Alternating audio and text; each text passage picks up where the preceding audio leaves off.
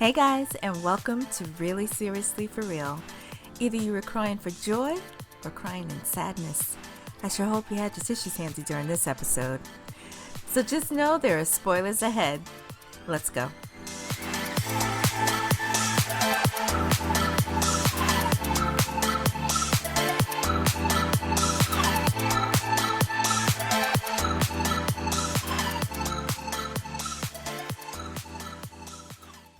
If you watched this episode, then you already know there's some major stuff to cover.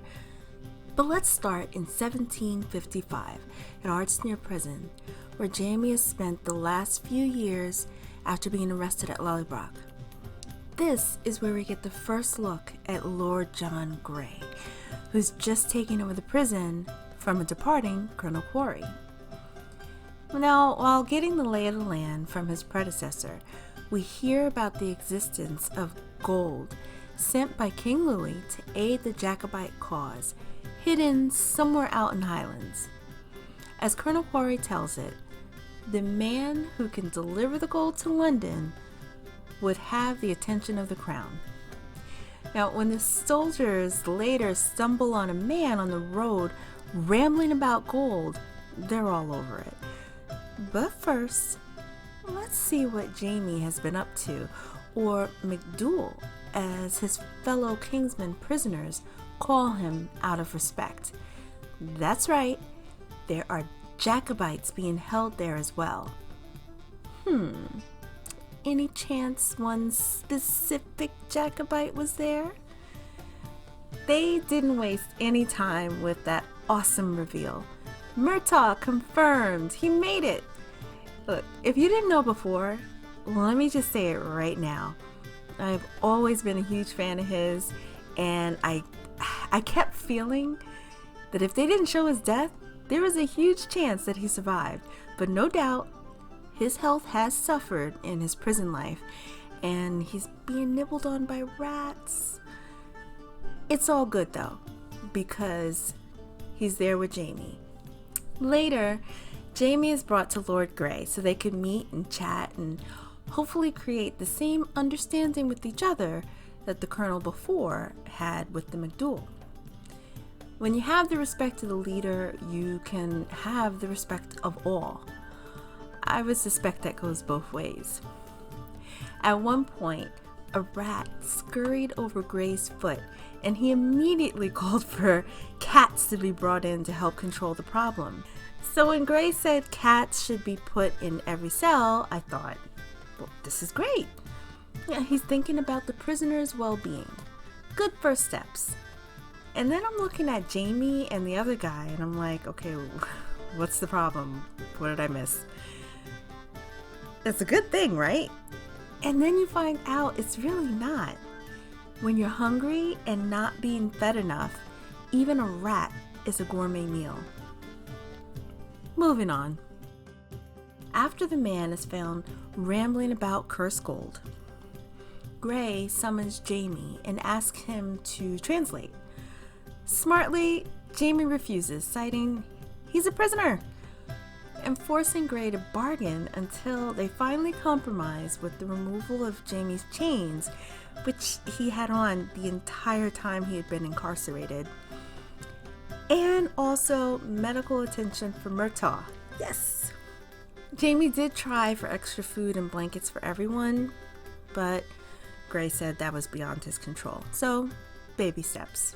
Jamie sits with the man, and he really is speaking rubbish until he starts saying very recognizable things like Mackenzie clan, Colum, Dougal, and Ellen, Jamie's mother. Then he says, the White Witch. What? Claire's the White Witch. Wait a second. Now listen. We already know that Claire isn't there, and she's having a very uncomfortable life with Frank in the future. No, that's not her. But for Jamie, that has him thinking. So Jamie tells Grey what the man says. I mean, Grey was like stalking him in the doorway, waiting for an answer. But he didn't believe him. He thought that Jamie was holding back. So Grey said that he would force the truth out of Jamie, And Jamie in turn says, try as you must, but you can't do anything that hasn't already been done.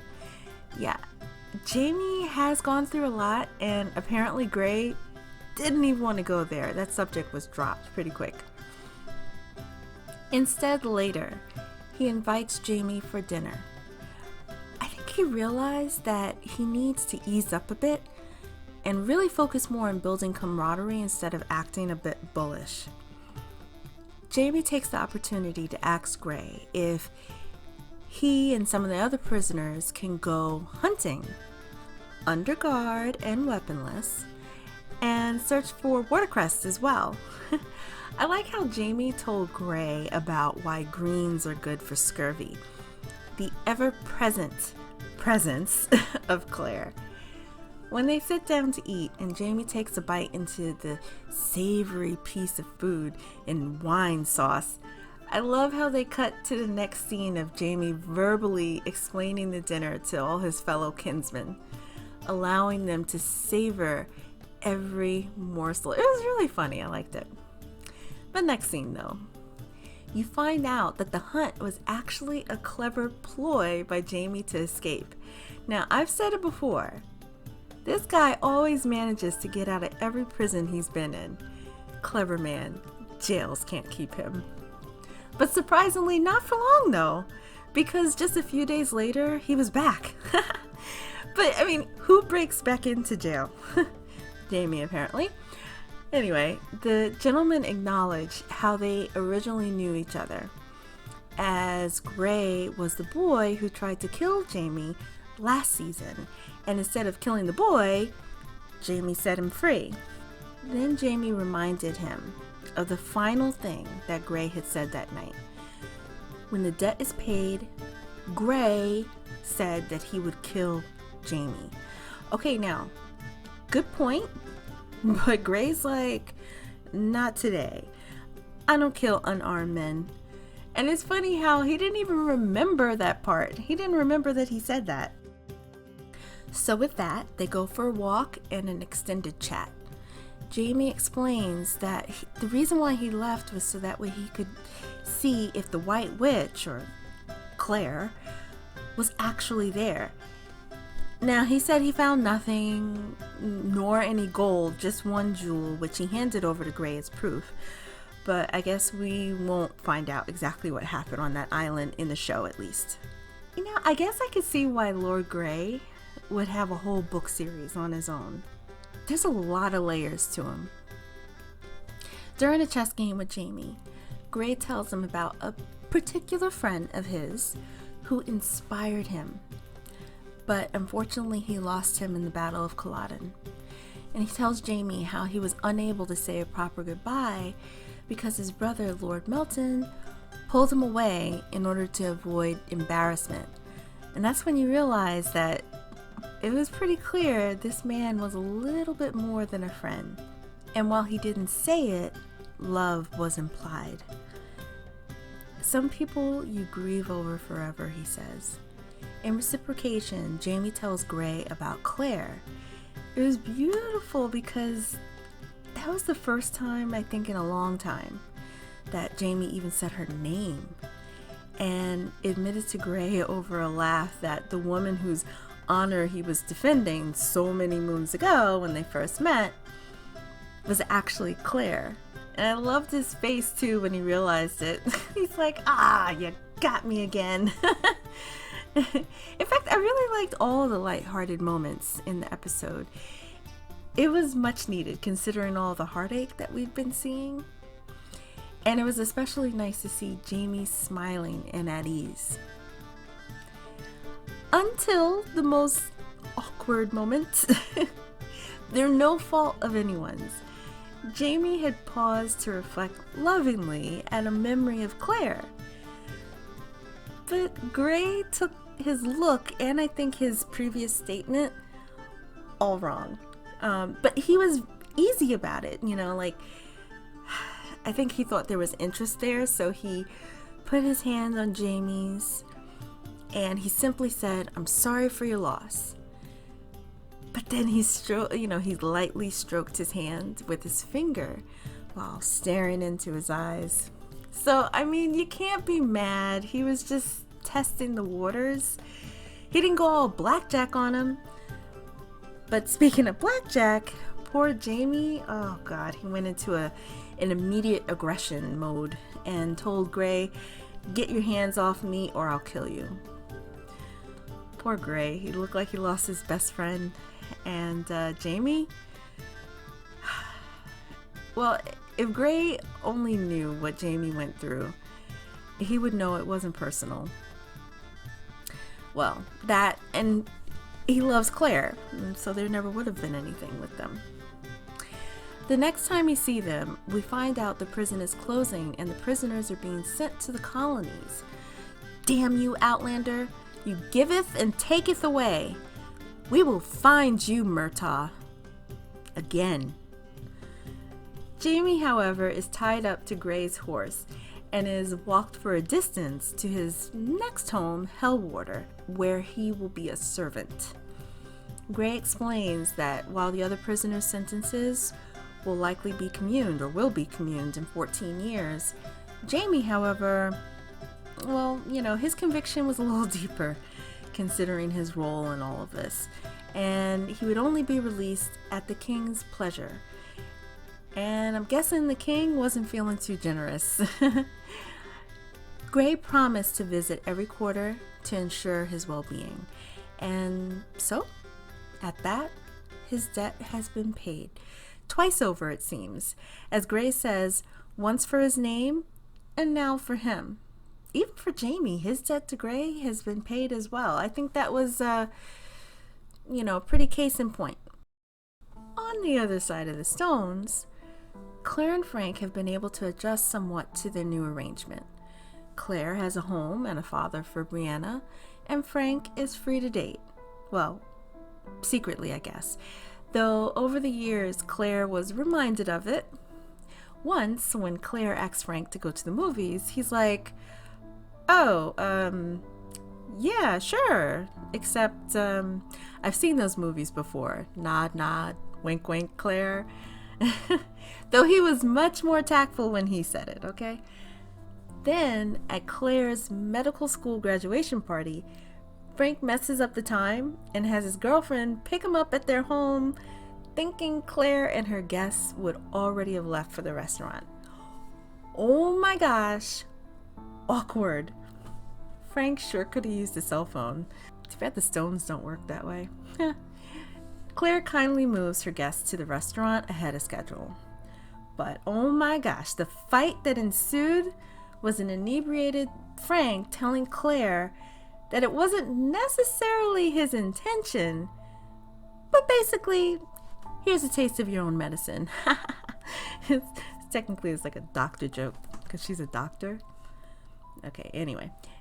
Claire is all like, "Oh, you embarrassed me in front of my colleagues, blah, blah." And I have to side with Frank. Well, actually, I usually do in this case. But he's all like, "Guess what, Claire? I've had to endure this for years now, so join the club." Ultimately, Claire tells Frank to file for divorce and there, he'll be free. Convenient now that she's a doctor. But he says no. And that's when we learn that the neighbor Millie and her husband got a divorce. But he barely sees his kids since the courts gave Millie full custody. Claire insists she would never keep Brianna from him, and he rightfully snaps back, "Forgive me if your promises don't mean much." Nope, Claire, you didn't want him, but you used him until he had nothing more to give, even love, and he's conveniently keeping her close. It's funny how when Claire is with Frank, I really don't like her at all. But still, the thought of her reuniting with Jamie seeing her again, is everything. Like everything that I would want. I don't know how I could feel, two different ways of the same character, but I mean, it's just, that's how it is. I don't know. Am I the only one who feels this way? Anyway, when we skip ahead after Brianna's graduation, Frank calmly tells Claire that he's going to take Brianna to England. And she's like, what a great idea. How long? Now Frank starts telling her about a position at Cambridge. Claire reminds him of her commitment to the hospital and her patience. Yeah, no, Claire, you're not coming. Now I know what this look was all about at graduation. Frank was simply tired, and he was telling Claire that he wants a divorce. And I mean, he was exhausted. Like, you could just tell in his mannerisms. Be reasonable, he says. Frank, he just wants to spend the rest of his life with a woman who loves him. Tell me you weren't welling up when Frank turns to her and is like, might you have forgotten him with time? Could you imagine that? This guy, he is just trying to look in her eyes to see if there was literally just one moment in their 20 years together. She did not think of Jamie. Ever. And she says that moment of time doesn't exist. The crushing blow, right? You know, that last little bit of hope, that not even hope, but just to even feel that maybe he wasn't in Jamie's shadow for even a moment. And still, right to the end, he ultimately walks out, and you can hear him drive away while Claire takes a call from the hospital telling her to come in. Oh, Tobias, what an actor. I mean, he just broke my heart. Absolutely broke it with just a look. He took the character of Frank and molded it into a rich, complex, and heartbreaking character. When Joe slowly walks up to Claire at the hospital and tells her Frank has been in an accident, my first thought is that he's such a great actor and his character deserves a happy ending. But instead, Claire walks into the room where he lay on the table, and he's very clearly gone. When people die, I always hope that they had a good life, you know? Even if they couldn't do everything, just that they had a good one, full of love and fulfillment.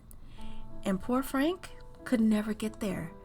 Claire whispered to him, if you're still close enough to hear me, I did love you very much. You're my first love. Okay, I'm a total sap, and I literally cried my eyes out. But his death was so tragic to me, so empty, and I'm not gonna lie, I was mad at Claire for what she said. I would love to know what you all thought, but I wasn't happy. I would have rather seen her apologize. I don't know. And what debt has Claire paid in all this? I'm not sure she has. But I know Frank's debt has been paid, and he paid with his life. Stop playing with my emotions, Outlander. I'm fragile. I just really seriously need to give a round of applause for Tobias Menzies. His portrayal of Blackjack and Frank were formidable. And for Katrina, oh my God, who had the best facial expressions throughout the show. Bravo. If you like this episode and want more Outlander content, you know what to do. Hit that like button and don't forget to subscribe while you're at it. This way you'll catch all my uploads. Until next time, guys.